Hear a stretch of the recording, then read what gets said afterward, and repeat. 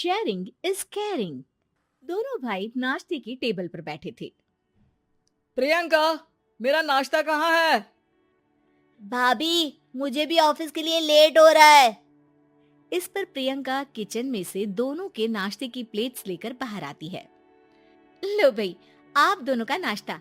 किसी को भी 1 मिनट का सब्र नहीं है। ये प्रियंका का ससुराल है, जहाँ कोई औरत ना होने की वजह से शादी वाले दिन से ही घर के साथ दोनों भाइयों की जिम्मेदारियां प्रियंका संभाल लेती है। दोनों भाई शांति से नाश्ता कर रहे होते हैं कि अंकुश अपने भाई की प्लेट से पराठे का एक टुकड़ा उठा लेता है। आपको पता है ना, मैं खाना शेयर नहीं करता, फिर भी मेरी प्लेट में से खाना जरूरी है क्या? अरे हद हो गई है, मुझे नहीं खाना अब।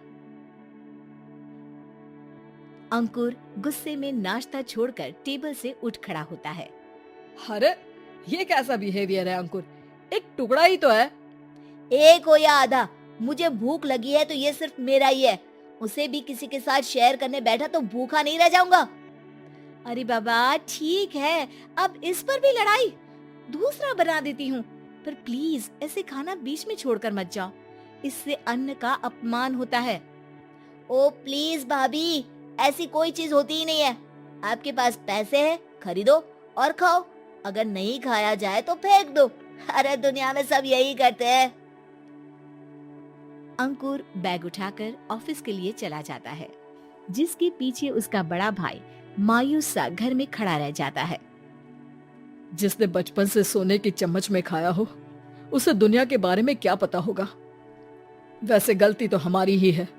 अगर कभी बचपन में ही सही गलत का फर्क सिखाया होता तो आज ये हाल नहीं होते। आप फिक्र क्यों करते हैं जी? भगवान है, वो जो भी करता है सबकी भलाई के लिए ही करता है। और जब वो चाहेंगे तो अपनी तरह से अंकुर भैया को भी सब कुछ सिखा देंगे। पत्नी की बात पर विश्वास कर अंकुश भी ऑफिस चला जाता है। सुबह से दोपहर होती है और अंकुर लंच करने ऑफिस के पास वाले रेस्टोरेंट में पहुंचता है, जहां वो एक साथ बहुत सारा खाना ऑर्डर कर देता है। सर, क्या कोई आपको ज्वाइन करने वाला है? नहीं तो क्यों? अब कुछ नहीं सर, ऐसे ही। वेटर चला जाता है और कुछ देर में अंकुर का ऑर्डर लेकर वापस आता है, जिस पर अंकुर सब डिशेस में से थोड़ा थोड़ा खाकर बाकी ऐसे ही छोड़कर बिल देकर चला जाता है। वाह भगवान, तेरी माया। कहीं कोई एक एक टुकड़े के लिए तरसता रहता है और ये 5 लोगों का खाना ऑर्डर करके एक का भी पूरा नहीं खाते। पैसे वालों की माया। वेटर टेबल साफ कर बचा हुआ सारा खाना लेकर रेस्टोरेंट के पीछे घूम रहे बच्चों के पास पहुंच जाता है, जिसे देख बच्चों के चेहरे खिल उठते हैं। वाह, आज इतना सारा खाना आया।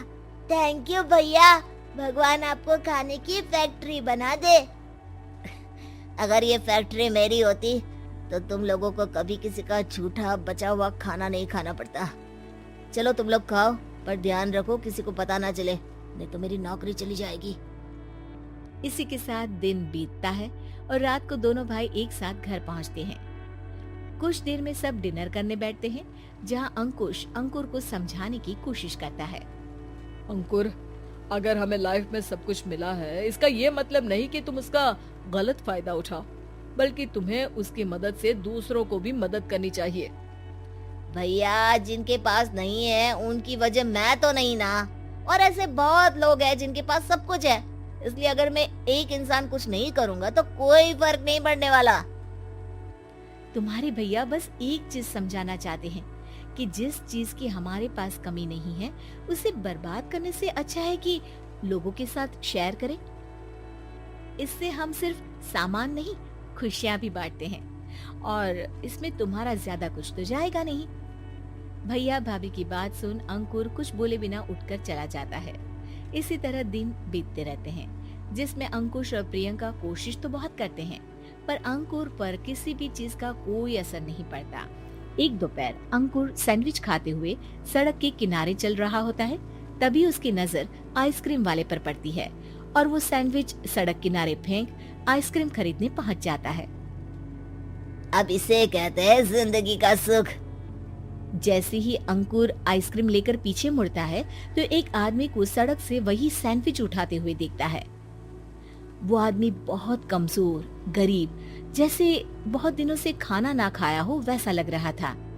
अंकुर उसके पास जाकर खड़ा हो जाता है। उसे देखकर आदमी सैंडविच अंकुर की तरफ कर देता है। आपको भी खाना है क्या? क्या हम इसे आधा आधा कर ले? मुझे बहुत भूख लगी है। वो मेरा ही झूठा सैंडविच है, तुम दूसरा खरीद कर क्यों नहीं खा लेते? इसे क्यों खा रहे हो? अरे भैया, अगर खरीदने के पैसे होते तो 4 दिन से भूखा नहीं घूम रहा होता। हैं? क्या तुमने 4 दिन से कुछ नहीं खाया, फिर भी इस आधे सैंडविच को मेरे साथ बांटने के लिए तैयार हो गए? क्यों?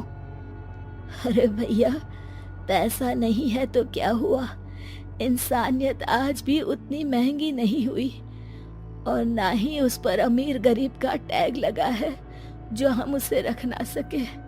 पर अफसोस, आजकल लोगों के अंदर पोषण, खून या विटामिन से ज्यादा इंसानियत की कमी होने लगी है। आदमी की बातों से अंकुर को समझ में आ जाता है कि वो आज तक कितना गलत काम करता आ रहा था। इसके बाद से वो अपनी किसी के साथ शेयर नहीं करने और खाने को बर्बाद करने वाली आदत को छोड़ देता